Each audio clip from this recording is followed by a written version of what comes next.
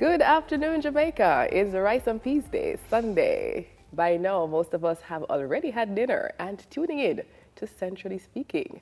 It's a program that opens up the conversation about important matters relating to economics and finance, and that are of national importance to your life. Today we'll be talking about Bank of Jamaica's monetary policy and what that means for the ordinary man. But what do you know about monetary policy, and what does it mean for the businessman, the farmer, the hairdresser, the school teacher? Simply put, you and me and Sheena. Our special guest today will help us to understand the challenging topic, but before we hear from him, let's go to the streets. Do you find the interest rates being offered by banks attractive? Really and truly, the interest rate that the banks are giving out at the moment, honestly, I think the bank can do much better, because it's not like you're getting increased pay, but they're only increasing the rate that they're offering. So in the work environment, the pay is not increasing, but in the bank, their percentage is increasing. Yes, I think the interest rates, the government is allowing the interest rate to go down. And if they are down, that means it should be attractive to consumers. And then, business people should feel comfortable with that. For the unsecured loans, they're offering 12 to 13.9, 14%. I think that is reasonable and attractive. The interest rates are very subpar, and I don't see why persons would actually go into the bank when there are other ways to invest. The bank is definitely a waste of time. It's like pretty much, it's better to put money under your mattress.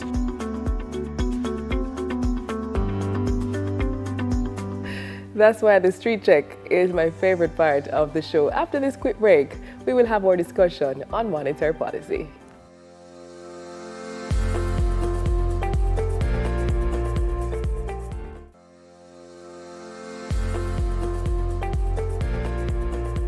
Welcome back to Centrally Speaking. I'm Anna. And I'm Sheena. And it's time to meet our very special guest joining us from Bank of Jamaica.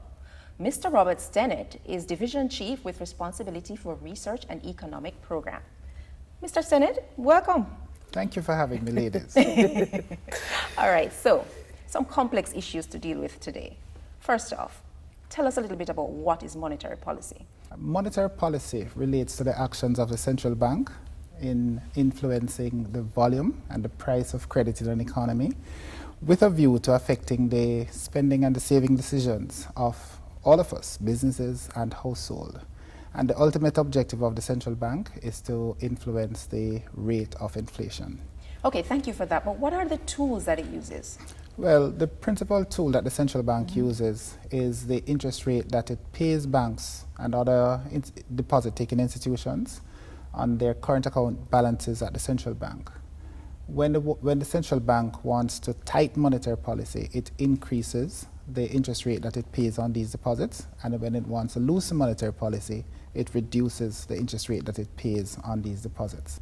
All right, so following you so far, I get it, you reduce the interest rates to increase activity in the market.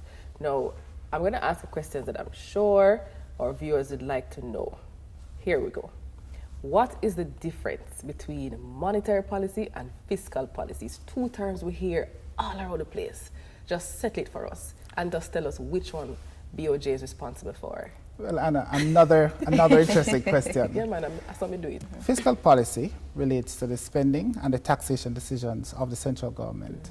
And these spending and taxation decisions in turn affect the spending and the earning decisions of households and businesses. Monetary policy, on the other hand, relates to the actions of the central bank in influencing the price and the volume of credit in the economy, which itself affects the spending and saving decisions of businesses and households. The difference between monetary and fiscal policy is that fiscal policy is taken by the government with a view to influencing its objectives of achieving economic growth, while monetary policy relates to the central bank's objective of achieving its inflation target. Fiscal policy is executed by the Ministry of Finance, while monetary policy, obviously, is the purview of the central bank. Bank of Jamaica. We know that you're supposed to have a rate of 4 to 6% for inflation, right? But how are we sure that this is ideal for Jamaica? The government, in trying to achieve a stable, growing economy, has to set an inflation target for the central bank that allows that to happen. If the central bank had been given a target of 2 to 3%, its actions would then adversely affect growth. And what would you have? Okay. You would have a government with a tight fiscal policy Yes. that was driving down growth, and a central bank with a tight monetary policy that's driving down growth. Okay. So we thought that an inflation target of 4 to 6% was just right. And all of this comes together in this jingle that the central bank has put together, that inflation is like the heartbeat. We want to say it for me? You mean If it's too high, the people are going to cry, and if it's too low, the country now grow. What can I say? What can I Man, say? we can say it for you. So what are the advantages of inflation targeting? The main advantage of inflation targeting is that in an atmosphere of transparency, it allows people to plan. We know exactly what is going to happen, and so you can make your business decisions knowing that this is what is going to happen. The second important advantage is that the central bank is free to pursue its target without consideration to other things, and it therefore focuses on what happens in the domestic economy. To give you an example, if the central bank were to be focused on another objective, for example, fixing the exchange rate or targeting the exchange rate. Right, which a lot of people are particularly interested in. Yes. The exchange rate. Definitely. Let us see what would happen. Well, an increase in interest rates in the US would probably cause the exchange rate to depreciate in Jamaica. And for the central bank to cause the exchange rate to slow down, the depreciation to slow down. That meaning Bank of Jamaica. Bank of Jamaica. It in its turn may be forced to increase interest rates. Now, this might not be the best thing for Jamaica at this particular time, especially if the country is trying to achieve higher growth. And so we believe that inflation targeting is the best for Jamaica in allowing us to achieve our inflation target, but at the same time foster sustainable growth in Jamaica. A very informative discussion with Robert Stennett, Division Chief at Bank of Jamaica. Mr. Stennett, thanks for joining us today. And thanks for having me. From Robert Stennett, we go to the tip of the day. Paying for goods and services in coins is acceptable. Coins are considered legal tender for the payment of an amount not exceeding the face value of a maximum of 50 coins. Guys, I get it. Central banking can be a little bit much to listen to. But just in case you didn't understand all that Robert shared, here are your fast facts. Number 1. Monetary policy refers to the actions taken by a central bank to influence the volume and price of money and credit in an economy. Number 2. The typical action is for Bank of Jamaica to adjust the policy rate. This is the interest rate that BOJ pays deposit-taking institutions like banks on balances held at their current account at the central bank. In other words, their Bank of Jamaica account. Number 3.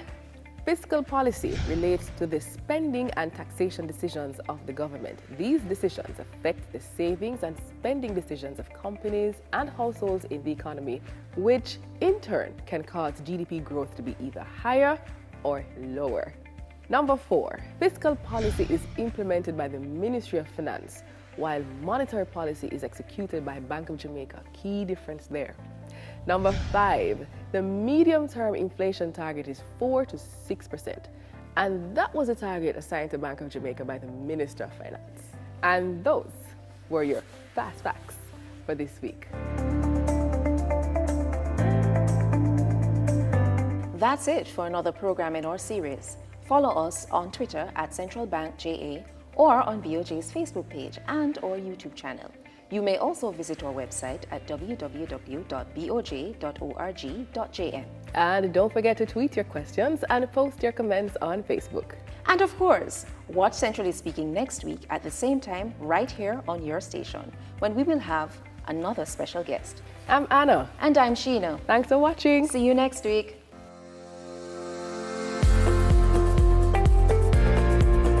Centrally Speaking is a production of Bank of Jamaica.